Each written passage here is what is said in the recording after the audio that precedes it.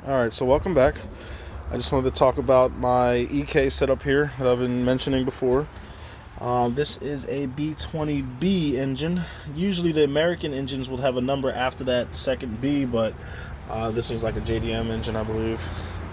I will talk a little about the engine mounts. Don't mind the mess of a wire. I just threw the harness on. It's not plugged in yet. But this body style, the 96 2000 Civic EK chassis, is a little bit more difficult to get the right mount set up for because of this post bracket. This is what mounts to the block, and then your engine mount mounts to that, or through these two studs.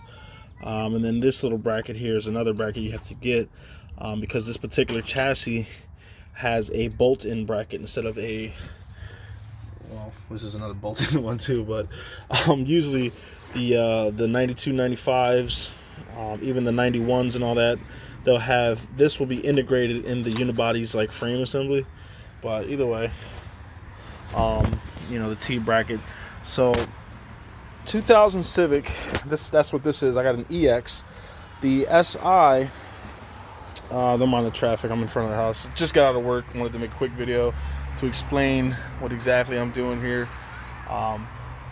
So the 2000 Civic EX model that I have, it's got the sunroof and all that. You can basically bolt a B series motor in here. You just got to make sure you have the right post mount, the right bracket set up, the right T bracket, and the shift linkage has to be pretty specific for B series as well. But this is the only difficult part, I would say, is the driver's side engine mount bracket and post mount setup. I'll try to get a more, organized video and description of the parts, and I'll start making a parts list for people who are curious to do the swap. There's a ton of videos like this already out, but I just wanted to give a quick overview of what I got, so you guys can see the progress of the build. This had this car for about 2 years. It's not in the best shape, but it's got some cool things here and there. It's got like a removable steering wheel. It's got GSR leather seats, front and rear actually. It's dirty as hell. I just got to clean this thing up, get it all situated. I got some J-Mags, some 15x7-inch wheels that I'm going to put on there. I got to get the rest of the exhaust. These headers were kind of like given to me, but see they got some cracking there. Maybe I'll try to show a video of me welding that together. I got a cheap flux welder, but I'm looking to buy a nice MIG. And for those who don't know, MIG stands for metal inert gas. That means you weld with a gas. It's a way prettier welder, a lot easier to weld as well. The flux is just messy in my opinion. That's just the way I look at it. I welded with stick welders, MIG, and then the flux. I didn't really get too into the TIG, which is tungsten inert gas welding, and that's just basically using an electric rod, and you hand feed the wire that you're melting basically to fill in the gap. A MIG supplies that wire with a spool and a machine, and then stick welding is a clamp with a stick. Maybe I'll show you guys those welding techniques as well. But so far, this is my beat up looking little engine bay. I got a clutch steel braided line I'm gonna install. I gotta get a new clutch slave cylinder, and I'll start going over everything. So the issues I'm having currently are my fuel delivery style. Some of the cars I believe didn't have a fuel return. I gotta verify which style I have here. I got some aftermarket fuel pressure regulator. If anybody knows what name brand this is, I've never seen Vortec before. Leave a comment, let me know what you think about it. If you know about it, I honestly don't know about it. And then we'll figure out the wiring setup. So for this particular model, I kept the EX's harness, the single cam engine's harness. It should plug in, except for what I understand is the idle air control on back of the manifold. It may be a 3-wire versus like the single cam 2-wire, or it might be vice versa. I might be mixing that up. And then I believe there's a crank position sensor in here somewhere down there by the pulley behind this plastic, that may have a different wire pin setup. Maybe it's like a 2-wire versus a 3-wire. Nothing too crazy, but we just got to figure that out. There's a ton of information on forums, and you can Google image it and find out all kinds of stuff. But I'm going to start just making the videos so people can see how it's done, and then eventually we'll clean this engine bay up. I got a pressure washer. I'm gonna have to hit it one more time and maybe paint it up. What I was trying to do was like I was getting all inspired by other people's builds, and they were filling in the holes with weld, and then they would paint it all, get rid of the any type of little unevenness, and try to smooth everything out and make it look pretty. But I just don't have the patience for that.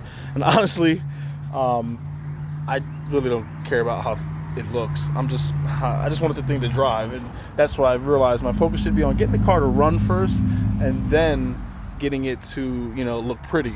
But I'll probably sell it by then. Maybe somebody will buy it all from one of you followers. Who knows?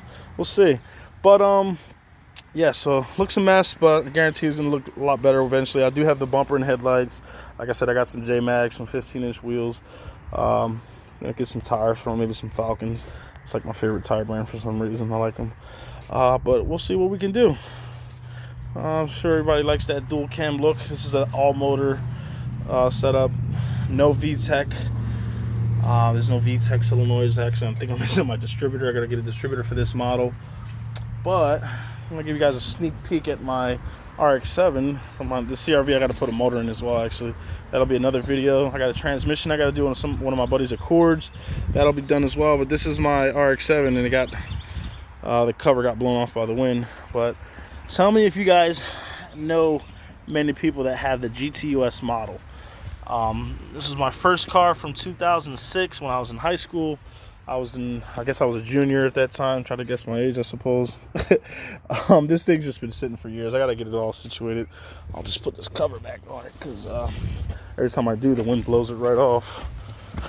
But this will be something cool to document and show, or upload a video about, once I get these two cars done in front of it, so I can start moving stuff around.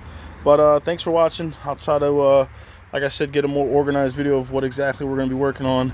But I just wanted to get this one started and showing you guys what I'm doing. I'll post videos and probably some pictures on Facebook.